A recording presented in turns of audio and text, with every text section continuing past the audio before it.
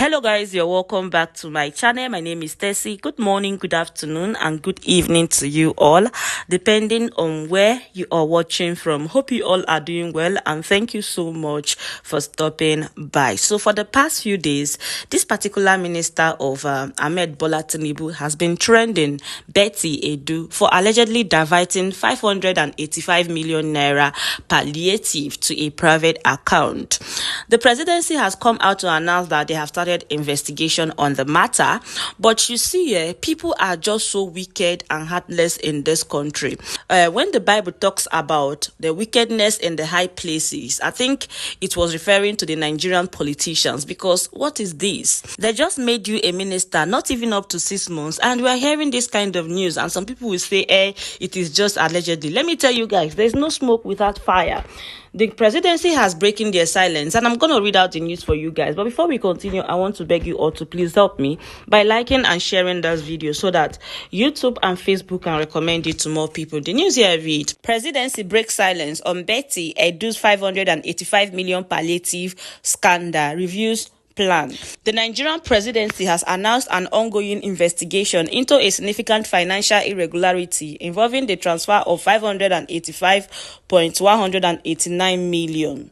This substantial sum, designated as grant for vulnerable groups in Akwa Ibom, Cross River, Ogun, and Lagos states, was reportedly diverted into a private account. This revelation has sparked widespread concern and calls for accountability. In a related development, several civil society organizations have vehemently called for the dismissal of the Minister of Humanitarian Affairs and Poverty Alleviation, Betty Edu. The groups accused Edu of directing the controversial payment and are urging the president to take decisive action against such act of impunity. The civil society organization emphasized the need for the presidency to not only investigate but also enforce strict consequences. Their demands include the immediate removal of Edu from her ministerial position and her subsequent interrogation by anti-corruption agencies. This strong stance reflects a growing impatience with governmental misconduct and a push for greater transparency and accountability in the handling of public funds. This incident has raised serious questions about management of funds meant for the welfare of vulnerable populations. The special advisor to the president on information and strategy, Bayo Onanuga, told Daily Trust on Saturday the matter is under investigation. Appropriate action will be taken thereafter. In a viral document signed by her and directed to the Office of the Accountant General of the Federation, Edu directed the disbursement of 585.189 million into one Bridget Mojisola Oniyelu's private account. The leaked document revealed that the money was paid into Oniyelu's account. The minister had, in a statement on Friday by her special assistant on media and publicity, Rashid Zubair, said the payment followed due process. Zubair had explained that the money was paid into Oniyelu's account because she currently serves as the project accountant of grants for vulnerable groups. He said it is legal in the civil service for a staff member to be paid, use the same funds legally, and retire same with all received and evidence after the project or program is completed. The executive director of the Human Rights Monitoring Agenda, HUMA Global Resources Initiative, Buna Olaitan Isaac, urged Tinubu to set up a panel to probe the matter so as to set precedents for future corporate payment of humongous public funds into a private account is purely corruption, no matter the merit of our defense. This is a violation of all the anti-corruption laws of Nigeria.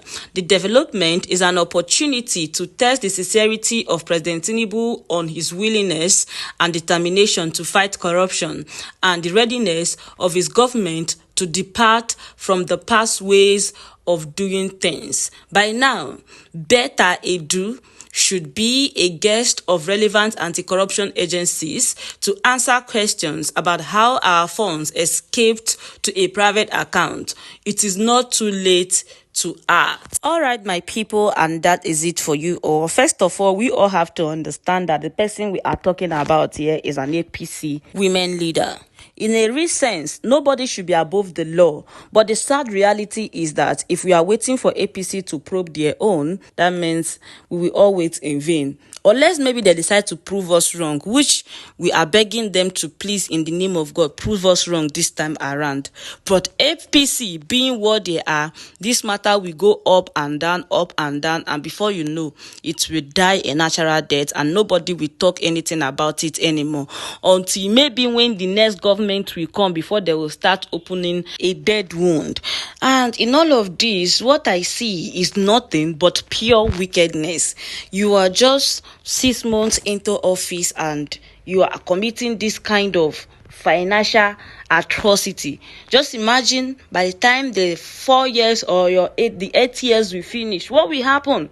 We are just talking about the previous administration, this same office. I mean, what is wrong with this particular office? The former minister of humanitarian affairs is just being probed for 37 point something billion naira. And this one just entered now. It never even reached 6 months. We are talking about how many millions? This money, what will they use and they do? Must you steal? The worst part of it is that it's not even the old people anymore. The younger generation that will think that they will do better are not the ones frustrating us. God will judge all of these people. They will not escape the wrath of God. Let me take some comment for you guys. Someone here says, my people of Nigeria, my take on this illegal transfer of Nigerian poor people's 585 million plus into the private account of Bridget Mojisola Onielu by Betta Edu, the Minister of Humanitarian Affairs and Poverty Alleviation, is that the highest thing President Tinubu can do about Betta is to remove her from office. That's all. Nobody is going to prosecute her, the self-acclaimed corruption crusader per excellence of the African continent, who is corrupt herself. Tinubu won't prosecute her for the simple reasons she is an APC steward, a sacred cow. Chai, see the 3 APC stewards, all women with high offices, 1 in Buhari's government and 2 in Tinubu's government, involved in fraudulent activities, and their involvement in the fraud being reviewed within the past 1 week. It is like women fraudsters in the APC are overtaking their male counterpart these days. Congratulations, women. That is it. And this whole thing is just scaring my people.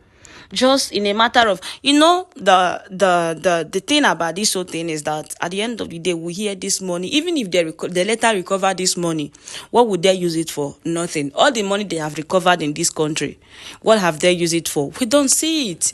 They recover the one they loot and they reloot it again. That's the big problem we have in this nation. We just pray that God save us. This is it for you all, my people. I saw the news and I decided to come share with you all. With all of that being said, I'm going to say thank you so much for watching. Don't forget to like, share, and subscribe. And I'll see you all in my next video. Bye-bye. Bye.